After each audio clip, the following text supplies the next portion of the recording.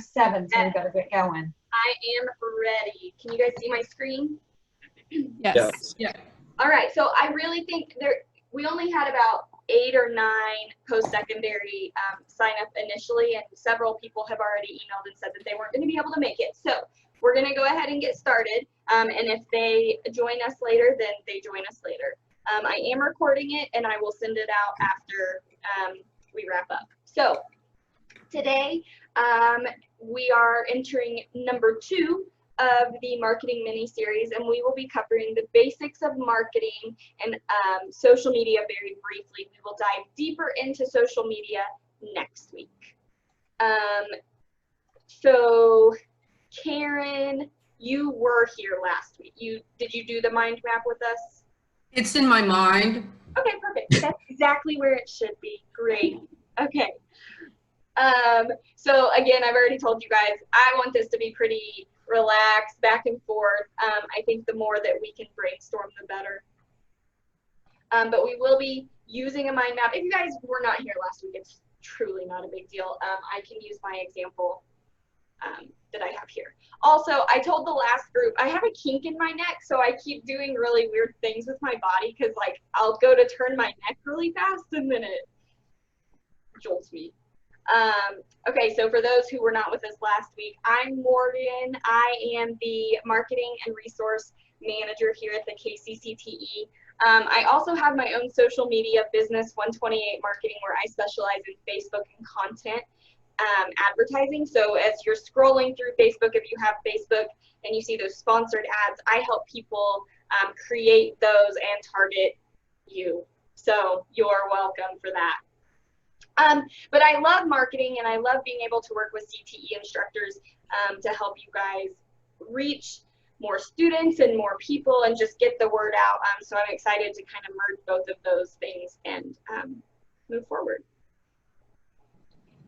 Just a recap, the whole purpose of a mind map and the reason that we did a mind map was to answer the question, what do I talk about?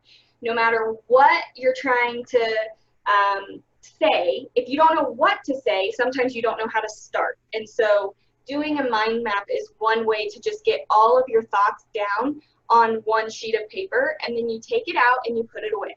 And you take it out and look at it, and then you rewrite and you put it away. And that's the great thing about using something like a mind map. And you probably can't see it very well, but I did it as an example as a business teacher, and talking about different classes that we could teach, and FBLA or PBL. And then CTE month is in February, and how to highlight that, and then just kind of going off of that. So we will come back to the mind map in a little bit.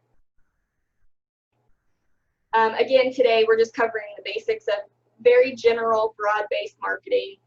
Next week we'll dive in farther into Facebook and Instagram, and then we will throw an email there as well.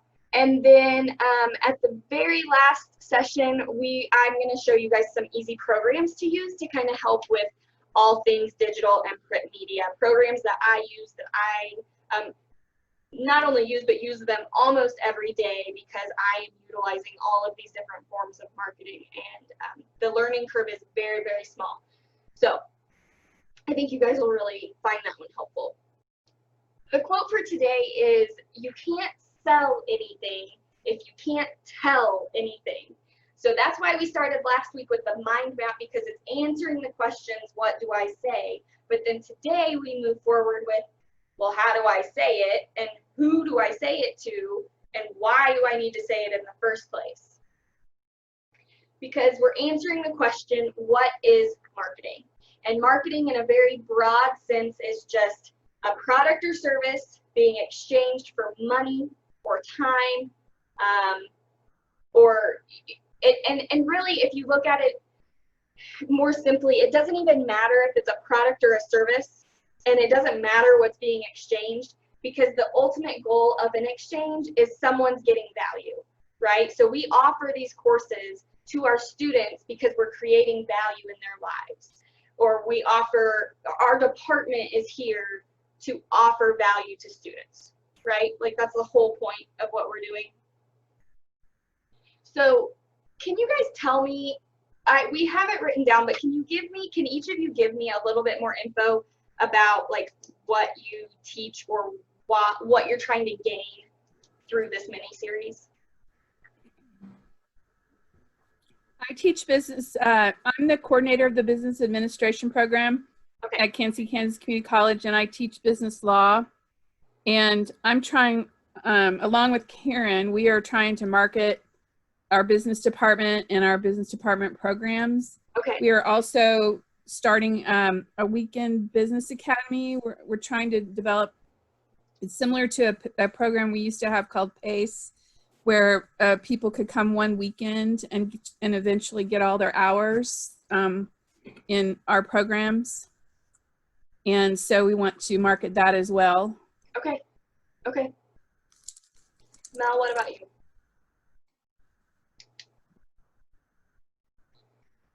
I am the dean of the STEM division at Butler, and I'm always trying to assist faculty and help them with marketing their programs, working closely with our marketing director, Kelly Snedden, and figuring out ways we can be more aggressive in getting the word out on our programs. And we're still discovering that many of the high schools in the area have no clue, for example, that we offer welding or auto technology.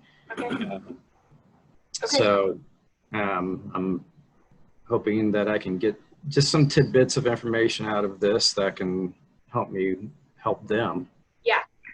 Yeah. Okay. Awesome. That is helpful, as I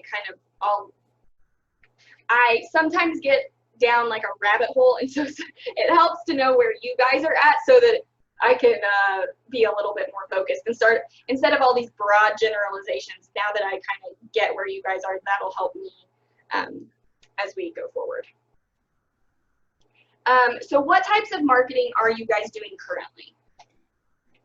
And this is why I said you might as well just stay unmuted if you can, because I'm going to ask a lot of questions.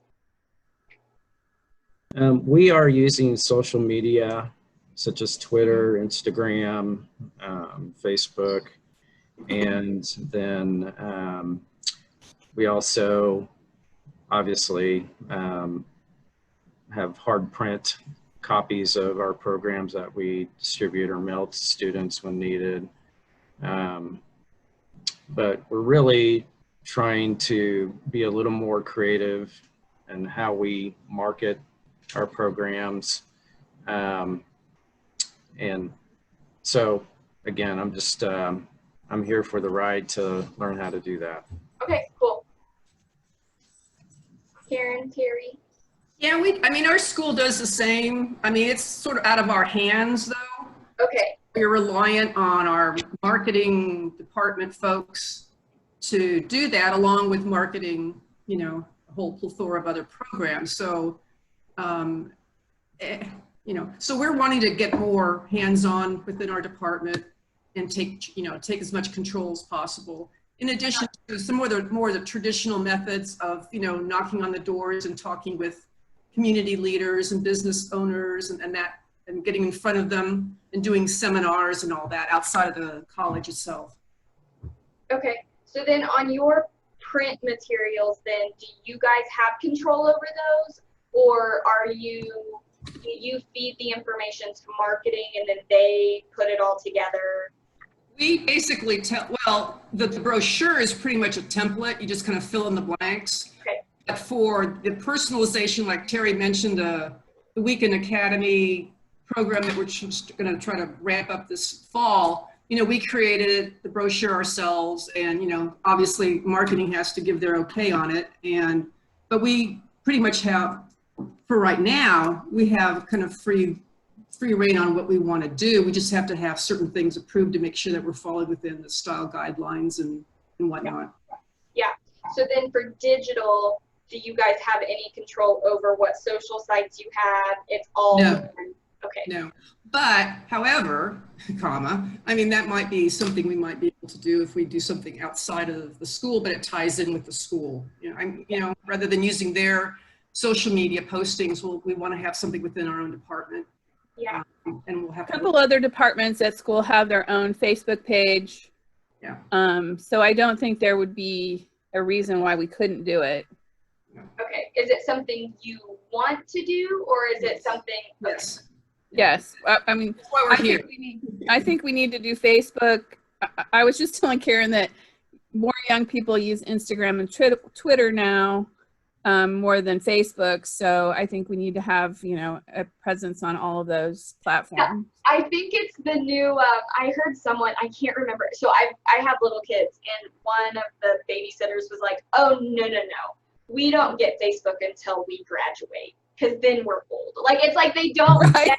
they don't get Facebook until they're old, which Facebook came out as I was leaving high school anyway. So it's kind of what so I don't stray from Facebook, really. I mean, I have Instagram, I have Snapchat, but only really to talk to my brother who's 10 years younger. So it's, I mean, you know, like, it's just one of those, I just like Facebook type of a thing. But no, this is funny. This is good info. Thank you. And we're going to get Terry to do a TikTok video, so that would be. Oh, well, Terry, why We don't have to get the app first.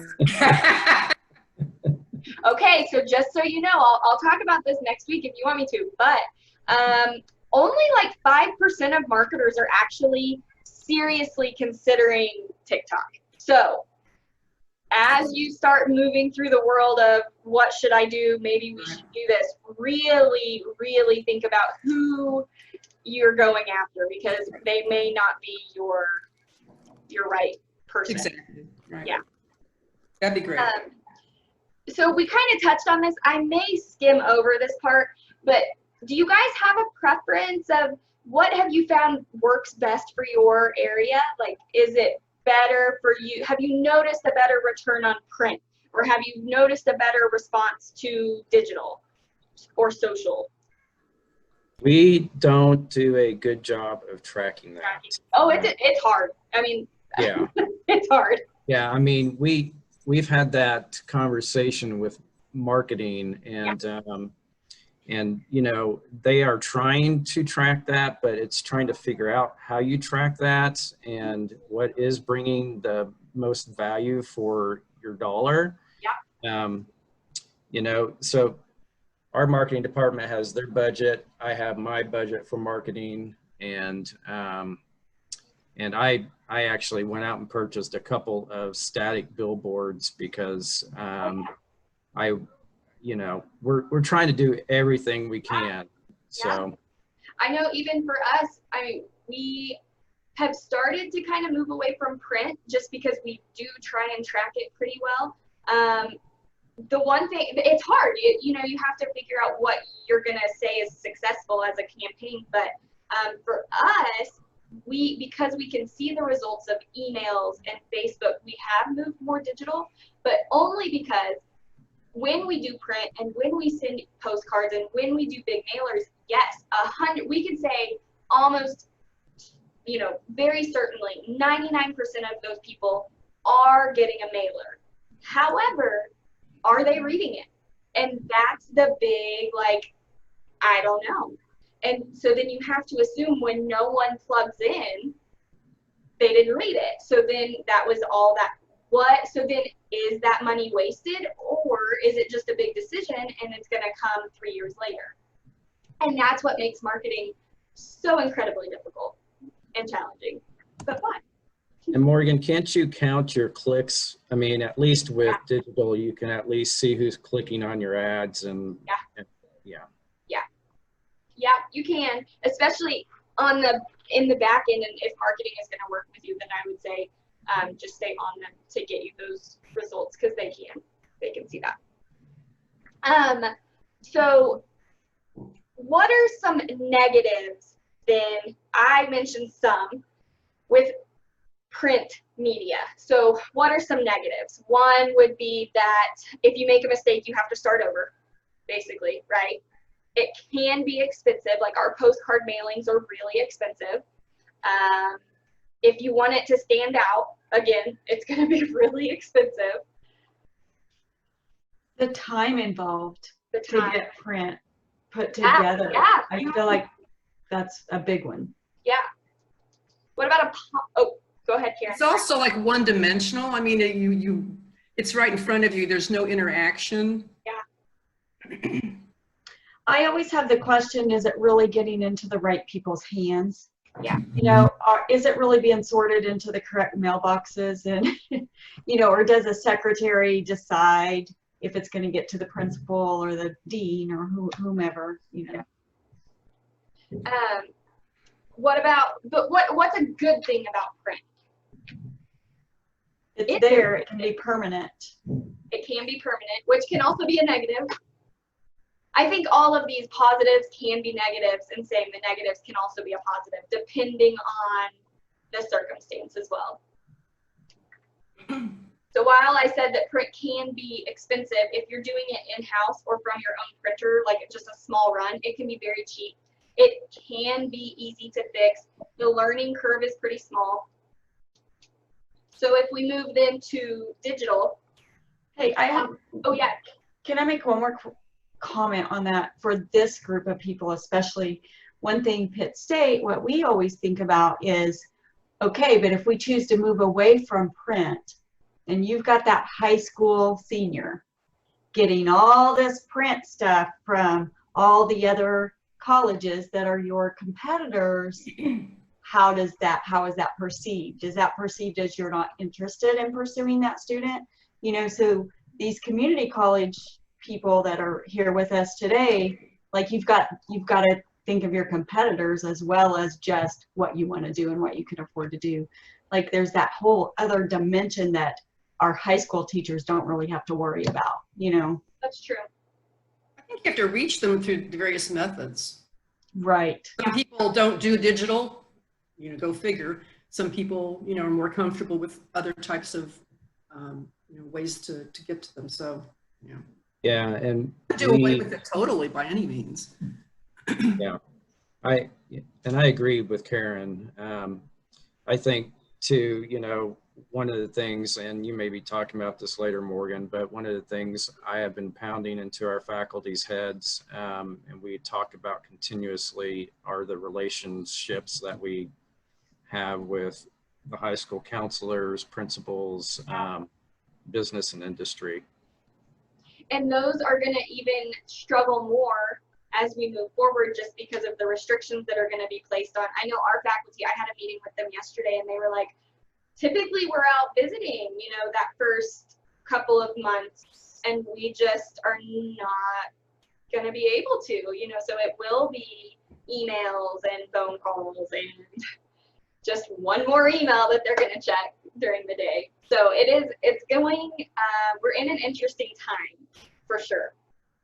But yeah, the next one, if we want, I mean, I feel like we kind of know positives, negatives of that type of thing. So I don't want to spend a ton of time on this, but this does kind of touch on that, the relationship side of marketing that is huge and almost makes it, sometimes can make a bigger impact than the other forms. I know if we have a vendor and they, okay, so let me just back it up a second. So last week, Tracy made cookies for some of our maintenance guys. Well, guess what? They really like Tracy, and they do a lot for our department because she's built that relationship.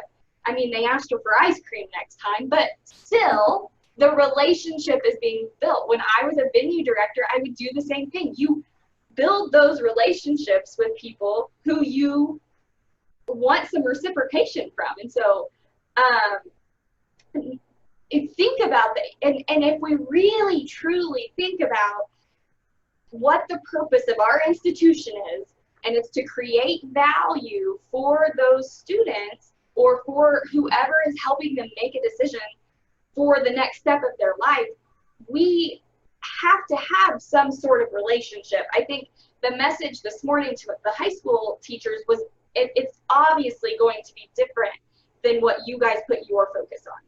You know, I mean, yes, it's still an education, but it's not mandatory, and you're training them for a whole new set of what's the word I'm looking for? Life skills than what they've learned in high school. Yeah, they may be following the same path, but it's still just so different. So you're going to have that emotional side to your story. You're going to have that relationship, whereas high school teachers are building relationships too. Don't hear me wrong. I'm just saying the marketing behind yours might have a different feel than how a high school teacher is going to market their program. Some other types of marketing, I'm going to look back here real quick. Building relationships with the counselors, that's a no-brainer. Booths, conferences, things that you can just go be there in person. I was reading an article yesterday about some ideas, what to do on campus, and it's to have student ambassadors, kids that go around and pass out the flyers or pass out a freebie or a coupon. They were saying coupons are back and super popular right now, whatever that coupon may be for. Doing that, if you have organizations having the officers, which would kind of be the student ambassadors, even just things as you see around campus, wearing t-shirts with your logo on it, anything that sparks an idea that is outside the box, then even hanging a banner outside is still eye-catching. People are still going to pass it every day. It's not as expensive as a billboard, but it might. What is that sign for? What does that mean? Someone's bound to ask that question. I always like to throw in here too, I was a high school teacher for many years before I started working at the KCCTE at Pitt State. And I'm telling you, as community college teachers, one of the most effective things was the people that would come to my classroom and pass things out to the kids and give them that personal, that girl was really nice. And for whatever reason, a high school kid is going to think everybody on that campus is nice, which is what you want them to think, right? But I had a lady come from another institution once, and she threw out candy to the kids. Every time she got an interaction from a kid, she threw them a piece of candy. My high school kids loved her. And we took a field trip to that community college because I had enough kids interested in that program after that girl came and talked to my class. So that's kind of stepping back a few years. I don't know that that's still something that's done as often. I think field trips are going to be out of the question this year.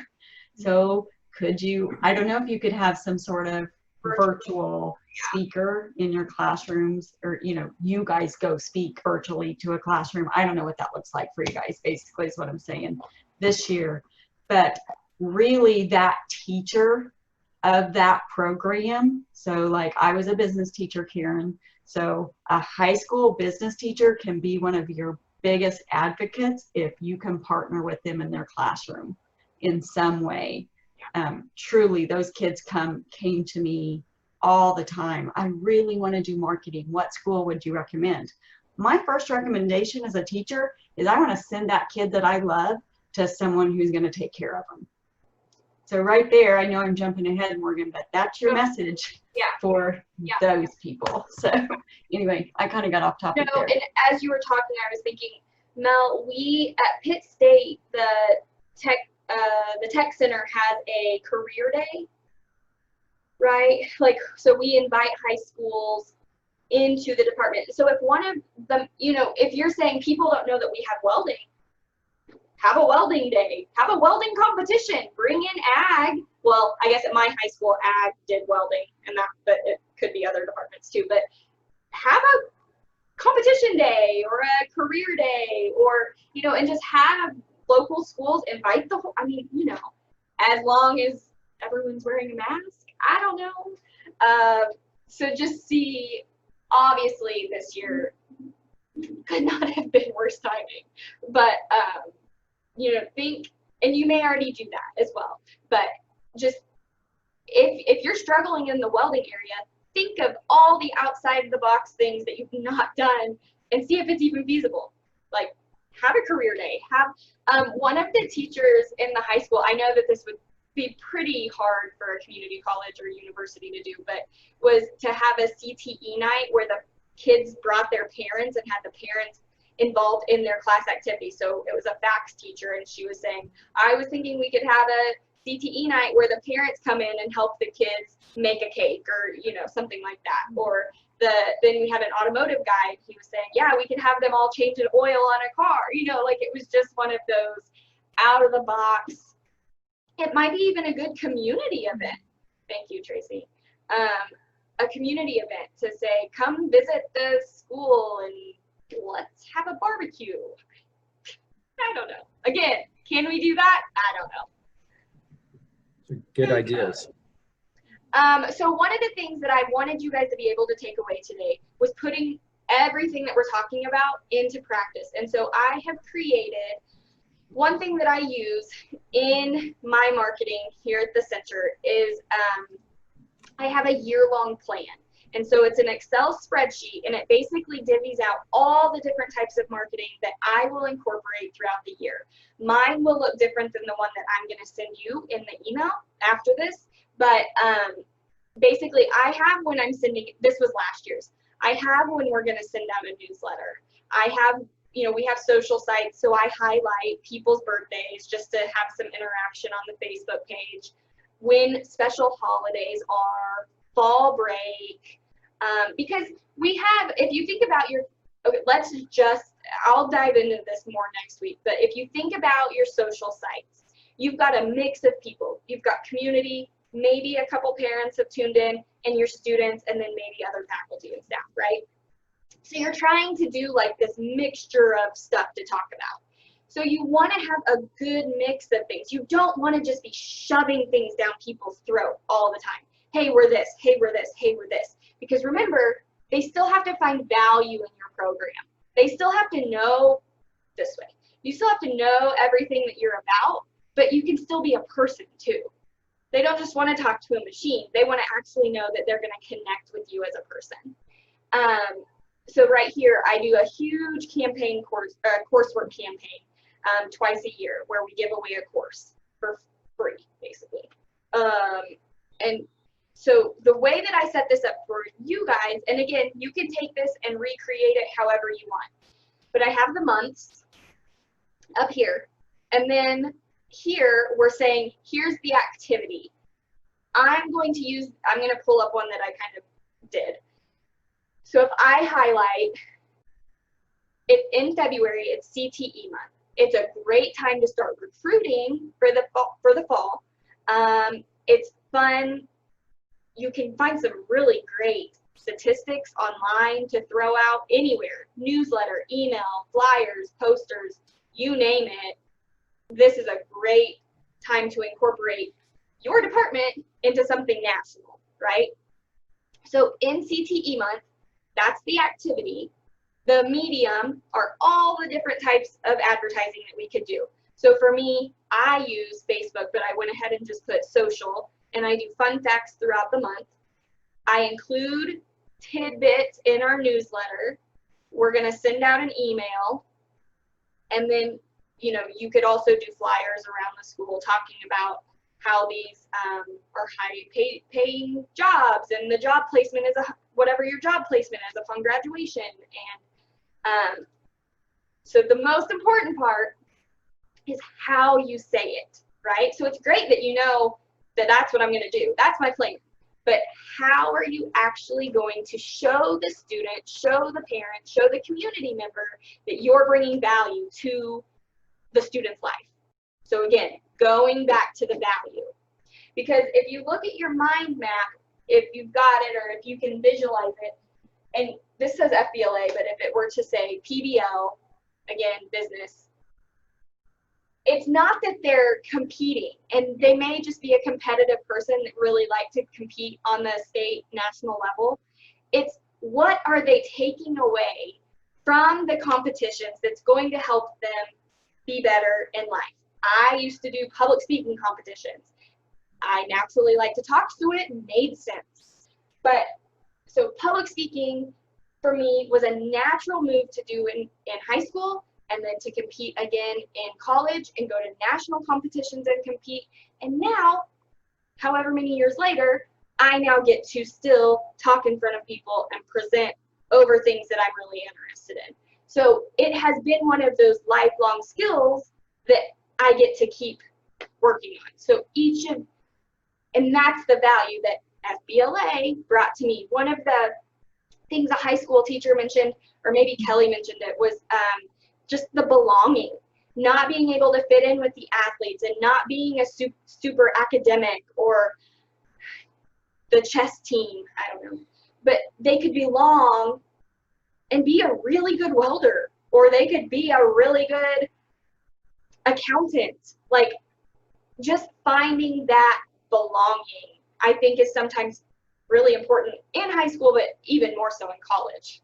You know, just that's a step into life there. So does that make sense? Do you guys want to do one together? Yeah. So Morgan, what you're saying, let me clarify.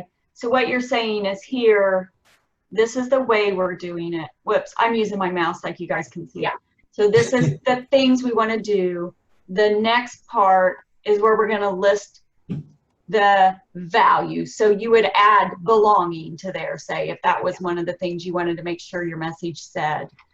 And that can be broken out by student, by community, by parent, however many types of people you want to reach, right?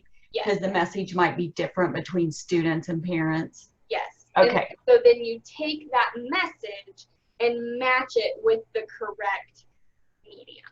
Okay. And right now we're just guessing at mediums because next week is when we're going to jump into those social mediums. And so we don't really know for sure where, but we're just going to guess. So who has like kind of an, okay, well, yeah. Do either of you want to take a stab at this? Or any of you? Mel, do you want to do, how about we do, well, I don't want to waste a bunch of time. October is manufacturing month and they have a manufacturing day in October. Okay. And so what we have done in the past is we market this to high schools and make them aware of the different events we have on that day. And we use it obviously as a recruitment time for manufacturing, engineering technology, welding, auto technology. And so the high schools will bring their students in. We give them tours of the programs and have the faculty visit with them. Do you also bring in potential employers? Yes, we do. We have a room set up with employers. They can, if they want to, they can go through a mock interview. Ooh, cool. With the employer. They can bring in a resume if they want and have the employer review their resume. And so then how do you tell people about that? Not very well, quite honestly. Okay. Matter of fact, last October, we didn't even host it. Okay. It just fell through the cracks. So we do work with marketing, but you know, when October's busy. Yeah. It's really close. It's a close date. So if we don't start planning now for it, it just doesn't go very well. And, you know, it all falls on me. It had nothing to do with faculty. It was my fault, but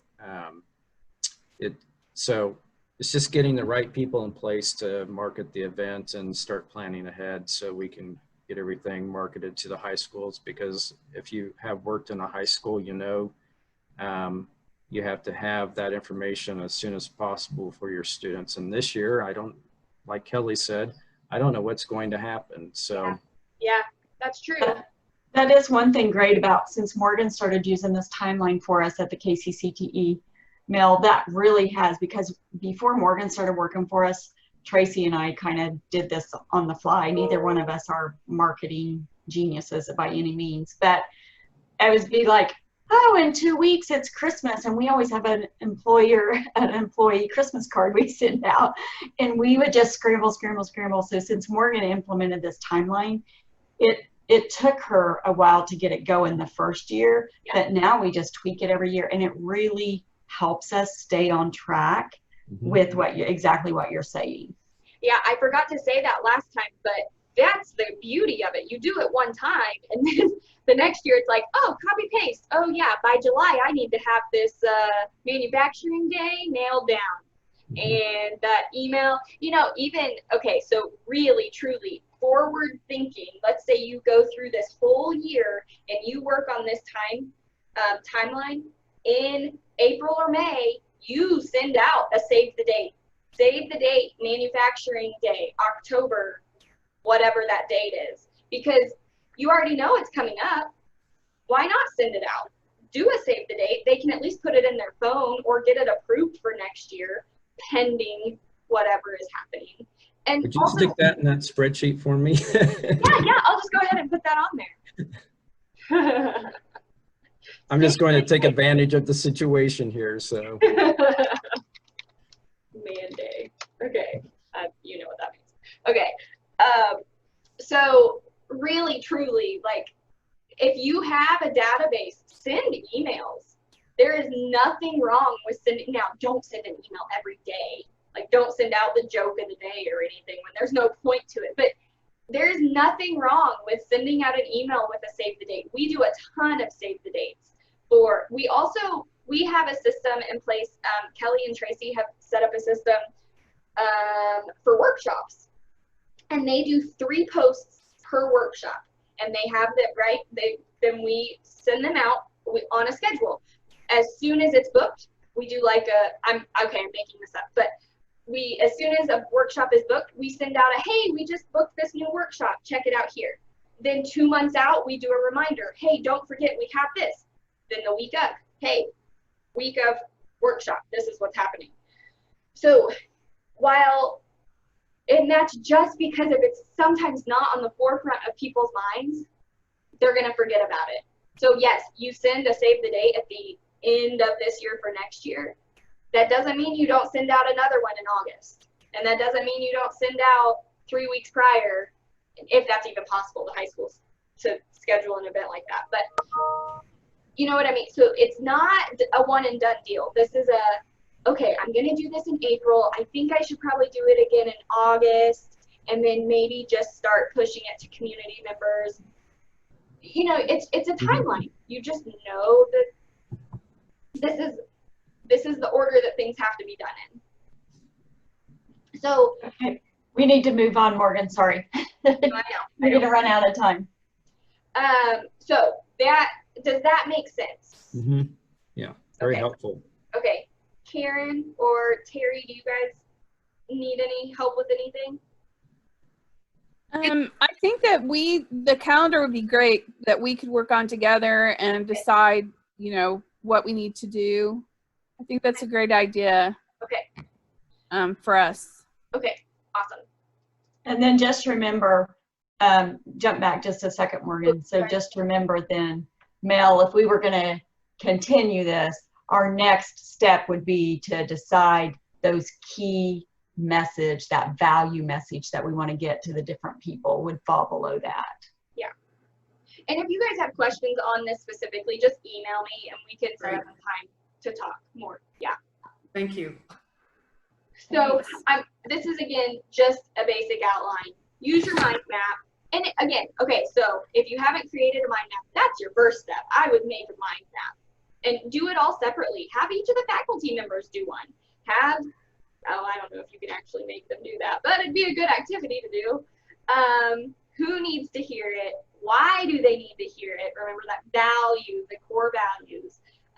Make a timeline of the events using the spreadsheet. What is my message? And then choose how you're going to get that message out. Then another thing that's also really important. So we do this timeline. We spend all our time doing it.